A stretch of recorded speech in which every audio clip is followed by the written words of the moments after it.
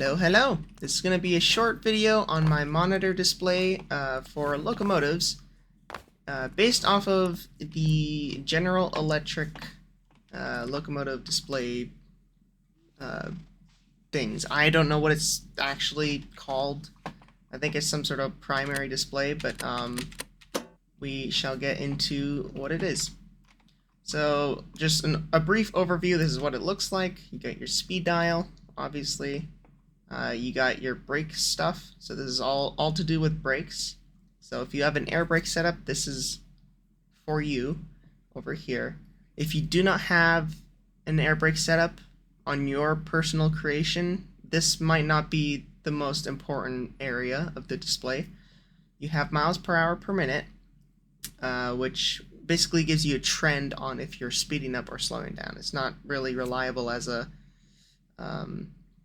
real-time measurement, just because it jumps around quite a bit, which it does in real life as well. That is not just a thing because I was lazy. Like, that is actually how they are in real life. You got the distance counter. This currently is not functional yet, but I might add it at some point. You got your road number, which is actually configurable. If you select the microcontroller, you can actually configure this number yourself, so feel free to change it.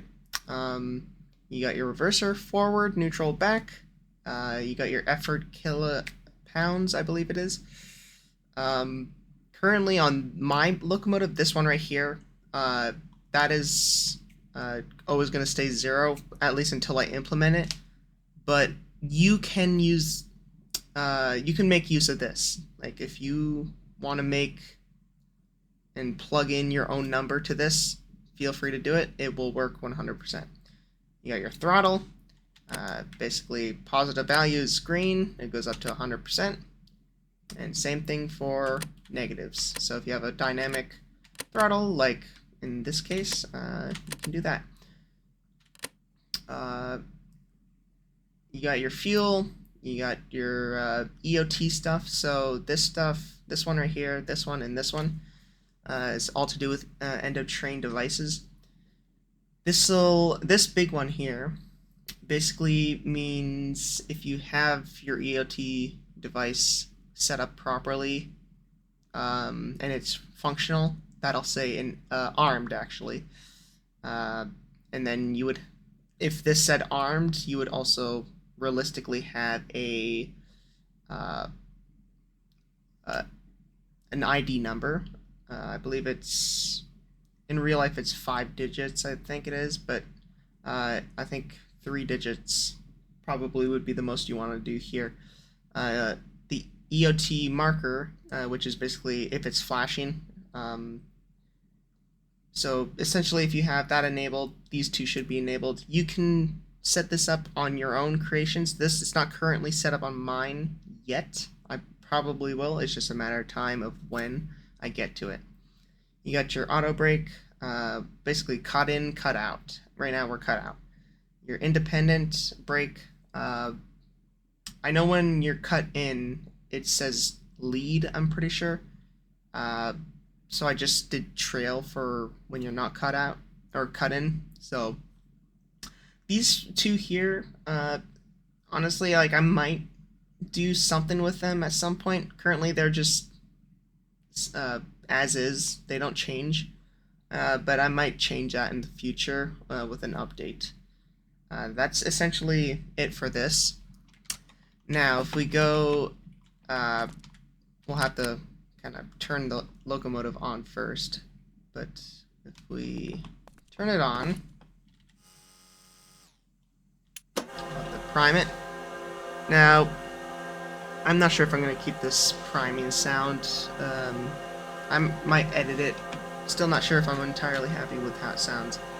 Wait for brake fuel pressure to come up to 1.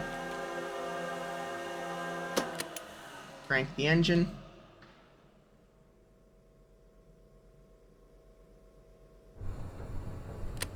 We're good. That'll rev up to about 12 RPS, and then it'll come back down.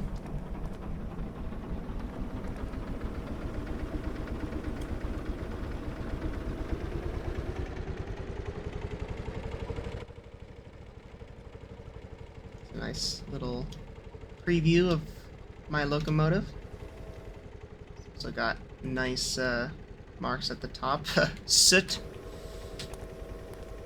Alright, now we can put it in isolate.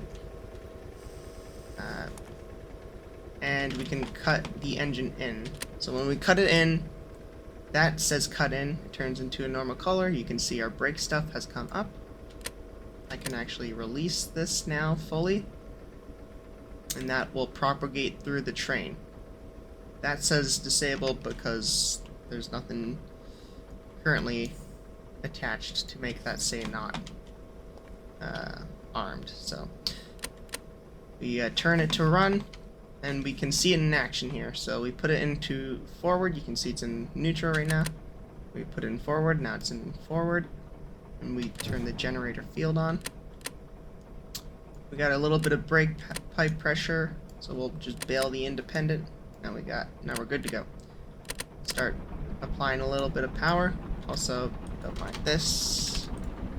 I keep forgetting to put that in as a set in stone value in the engine controller that I made. And you can see how the miles per hour per minute, it kind of just shows you a trend. And if we pump this, that will start going higher.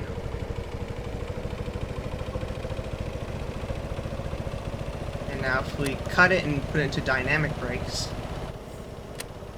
that should start reading a negative value. Like that. Now I'm going to show you what happens if you say go into emergency if you're not paying attention and you have your alerter go off, which I have that sort of system in. Whether or not you want to have that is up to you, but I will show you what happens when it does. So after a while of not touching your controls, this will go off, and you can adjust the input for what makes this show up yourself on the microcontroller. If you want to change it to something else, feel free to put it as whatever you want, but an emergency brake is usually what it would be. So this should start flashing at some point here pretty soon. Now the actual emergency braking part is not included with this workshop item, but let's see this happening. You see how that says PCS open? And that just dumped the air, so now we've went into emergency brakes. Alright. That's about really all there is to say about this. I worked really hard on this monitor, and I'm really proud of it. It essentially uses a little bit of a weird system down here. This is like the main monitor, uses a camera and feeds that feed up into here, mainly because you can't get this high of a resolution on a 1x2 monitor. But you can if you use a camera, which is kind of a cool little trick that I learned from, I gotta say, I learned it from Alistar. If you're watching it, thank you. But other than that, that's my monitor. I hope you make good use of it if you decide to get it, and I hope you enjoy it. Thanks for watching, and I guess I'll see you guys later. See ya.